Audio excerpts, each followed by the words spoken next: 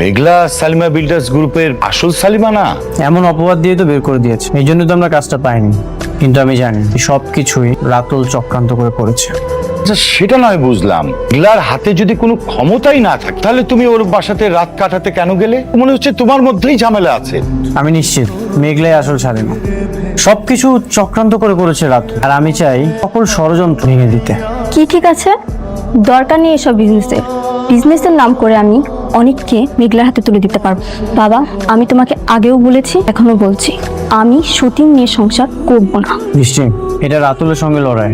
রাতুল প্রথমে আমার সবকিছু কেড়ে নিয়েছে, সাথে বেইমানি করে মেঘলার সবকিছু কেড়ে নিয়েছে। আমি চাই ওর সকল ষড়যন্ত্র ভেঙে দিই। আর তুমি আছো রুটিন নিয়ে। মাসুম, আমরা বর্তমানে খুব একটা খারাপ অবস্থায় আছি। অনেক যদি প্রমাণ করতে পারে হচ্ছে মেঘলা, তাহলে কিন্তু আমরা সহজেই কাজটা পেয়ে যাব। এসব বাস্তবতা বুঝতে পারবি না। যে বাস্তবতা আমার স্বামীকে আমার কাছ থেকে কেড়ে নিবে, সেই বাস্তবতা আমার বোঝার দরকার নেই। তোমাদের যা ইচ্ছে তোমরা তাই করো। তোমাকে খুঁজে বের করতে হবে সালিমা বিল্ডার্স গ্রুপের আসল মালিককে।